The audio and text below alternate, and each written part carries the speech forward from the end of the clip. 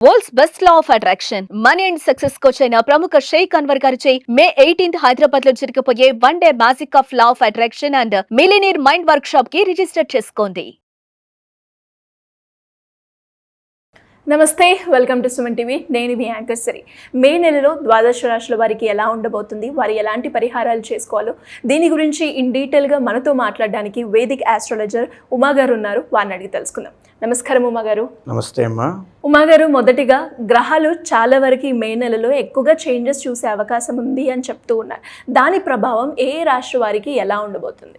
తప్పకుండా అమ్మా. ముందుగా ఈ మే నెలలో గ్రహ సంచారాలన్నీ కూడా మారబోతున్నాయండి. ఎలాగనంటే మొన్నటి వరకు షష్టగ్రహ కూటమి, పంచగ్రహ కూటమిగా ఉన్నటువంటి గ్రహాలు ఒక్కొక్కటిగా వాటి యొక్క స్థానాలు మారబోతున్నాయి. ముందుగా మే 7వ తారీఖున బుధగ్రహ సంచారము, మీనములో ప్రస్తుతం ఉన్నటువంటి బుధగ్రహ సంచారము తన నీచ స్థితిని వదిలి మేషరాశిలోకి సంచారం జరగబోతోంది మే 7వ తారీఖున. అయితే మే 15వ తారీఖున మేజర్ చేంజెస్ అండి. రవి గురుడు అంటే వృషభ సంక్రమణము, గురుడి యొక్క ట్రాన్సిట్ కూడా మే 15వ తారీఖున అయింది. రవి వృషభంలోంచి, మేషంలోంచి వృషభంలోకి ఎంటర్ అవ్వబోతున్నారు. గురుడు వృషభంలోంచి మిథునంలోకి ఎంటర్ అవ్వబోతున్నారు. ఆ రోజు చాలా విశేషమైన రోజు. ఎన్నో రాశులకి గొప్ప గొప్ప మార్పులు, రాజయోగాలు అక్కడ ప్రారంభం అవబోతున్నాయి అని చెప్పచ్చు. అయితే మే 18వ తారీఖు తర్వాత రాహు కేతుల యొక్క ట్రాన్సిట్ జరగబోతోంది. రాహు మీనములోంచి కుంభంలోకి ఎంటర్ అయితే కేతువు కన్యలోంచి సింహంలోకి ఎంటర్ అవుతున్నారు. దీని మూలాన కూడా చాలా రాశుల వరకు చాలా విశేషమైన ఫలితాలు, కొంతమందికి ఇబ్బందికరమైన ఫలితాలు ఖచ్చితంగా కలగబోతున్నాయని చెప్పొచ్చమ్మా. కన్యా రాశి వారికి మే నెలలో విద్యాపరంగా, ఆరోగ్యపరంగా, వివాహపరంగా, సంతానపరంగా, వ్యాపారపరంగా ఎలా ఉండబోతుంది? వారు ఎలాంటి పరిహారాలు చేసుకోవాలి అంటారు? తప్పకుండా అమ్మా. కన్యా రాశి వాళ్ళకి ఈ మాసంలో జరిగేటువంటి గ్రహ సంచారాన్ని చూస్తే 12వ స్థానంలోకి కేతు గ్రహ సంచారము, అంటే మే 18వ తారీఖు తర్వాత కేతు రాబోతున్నారు. అదేవిధంగా 6వ స్థానంలోకి రాహుగ్రహ సంచారము, అదేవిధంగా 7వ స్థానంలోకి శుక్ర శని యొక్క సంచారం ఆల్రెడీ నడుస్తోంది. అష్టమంలో బుధగ్రహ సంచారము, భాగ్యంలో రవిగ్రహ సంచారము, దశమంలో గురుడు, లాభంలో కుజగ్రహ సంచారము నడుస్తున్నాయి. ఇందులో ఈ యొక్క మే మాసములో 3 గ్రహాలు బాగా యోగిస్తున్నాయమ్మా. బుధ, రాహు, కుజగ్రహాలు చాలా బాగా యోగిస్తున్నాయి. మొదటగా లాభస్థానంలో యోగించేటువంటి కుజగ్రహ సంచారము కొత్తగా ఒక భూ లాభాన్ని లేదా నూతన వాహన సౌఖ్యాన్ని వీళ్ళకి కలిగించే అవకాశం కనబడుతోంది. అదేవిధంగా ఆరోగ్య విషయంలో కాస్త దోషాన్ని కూడా ఇస్తుంది, జాగ్రత్తగా ఉండాలి. అష్టమంలో బుధగ్రహ సంచారము, దీని మూలాన ఏమిటి అంటే ఆరోగ్యపరంగా ఇబ్బంది పడే వాళ్ళకి కొంత ఉపశమనం కలిగించేటువంటి యోగము బుధుడి వల్ల సంక్రమిస్తుంది. అదేవిధంగా బుధగ్రహ సంచారం ఎప్పుడైతే యోగిస్తోందో బంధుమిత్రుల దగ్గర నుంచి ఒక గొప్పని సహాయాన్ని పొందడం కానీ, వారితో సరదాగా గడిపేటువంటి క్షణాలు, అనుభూతి, తీర్థయాత్రలు లేకపోతే విహారయాత్రలు, ఇవన్నీ కూడా ఈ అష్టమంలో బుధగ్రహ సంచారము సూచన చేస్తూ ఉంటుంది.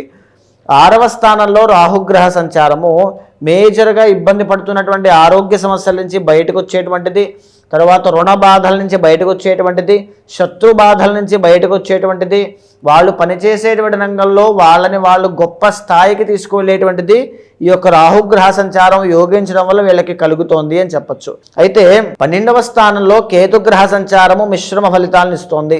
దీని మూలాన ఏమిటి అంటే డబ్బు విపరీతంగా ఖర్చు అవ్వడం వల్ల వచ్చేటువంటి మానసిక అశాంతి అనేటువంటిది వీళ్ళు చూసే అవకాశాలు ఉంటాయి.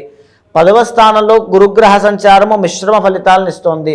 వృత్తి వ్యాపారాల్లో సామాన్యంగానే ఉంటుంది అని చెప్పచ్చమ్మా. ఎందుకు అని అంటే గొప్ప అభివృద్ధి అని కాదు, అలానే ఉద్యోగం చేసే వాళ్ళకి ప్రమోషన్లు, బోనస్లు ఇలాంటివి ఏమీ కూడా ఈ మాసంలో కనిపించట్లేదు.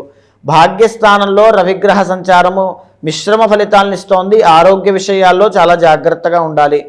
మేజర్గా వీళ్ళకి 7వ స్థానంలో శనేశ్వర సంచారము, 7మలోని శుక్రగ్రహ సంచారము అన్నిట్లోనూ మిశ్రమ ఫలితాలు, సామాన్యమైన మిశ్రమ ఫలితాలను ఇస్తోంది.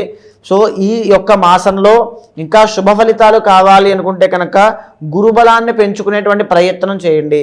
మీ పర్సనల్ చార్ట్ ద్వారా గురుడి యొక్క సంచారాన్ని చూసుకుని శివుడికి మహాలింగార్చన కానీ, శివుడికి అభిషేకం కానీ, రుద్ర హవనము కానీ ఏమైనా చేయించడము, లేదా శుక్ర శనేశ్వరుల యొక్క బలం పెరిగే విధంగా మహాలక్ష్మీదేవి యొక్క ఆరాధన చేయడము, శనేశ్వరు యొక్క బలం పెరిగే విధంగా సుదర్శన హోమం చేయడం లాంటివి చేయడం మూలాన స్తంభించిపోయినటువంటి పనులు ఏవైనా ఉంటే తీరనటువంటి కోరికలు కానీ సమస్యలు కానీ ఇబ్బంది పెట్టేవి ఏమైనా ఉంటే వాటి నుంచి బయటకు వచ్చే అవకాశాలు ఖచ్చితంగా కనబడతాయి. సో ఈ మే మాసంలో వీళ్ళకి సామాన్యంగా మిశ్రమ ఫలితాలు ఉన్నాయి అని చెప్పొచ్చమ్మా. ఎక్కువగా ఏ రోజు కలిసి వచ్చే అవకాశం ఉందంటారు? వీళ్ళకి ఈ మాసంలో మంగళవారం కలిసి వచ్చేటువంటి అవకాశాలు చాలా బాగున్నాయి. ఎలా అంటే మరి ఎవరికైనా కూడా వారి యొక్క పర్సనల్ చాట్ చూసుకొని వారు ఏదైతే ప్రాబ్లం ఫేస్ చేస్తున్నారో దానికి పరిహారం చేసుకోవాలి, మేము పూజ చేసుకోవాలి అనుకునే వాళ్ళు ఎవరైనా కూడా మిమ్మల్ని అప్రోచ్ అవ్వాలి అంటే ఎలా ఉంటుంది? తప్పకుండా అమ్మా. ఇప్పుడు మనం మాట్లాడుకునేటువంటిది గోచార అంశము. గోచారంలో మారేటువంటి గ్రహముల ఆధారంగా వాళ్ళకి ఎలా ఉండబోతోంది అని చెప్పుకునేటువంటి విషయములన్నీ కూడా. అయితే ప్రధానమైనటువంటిది పర్సనల్ చార్ట్ అండి.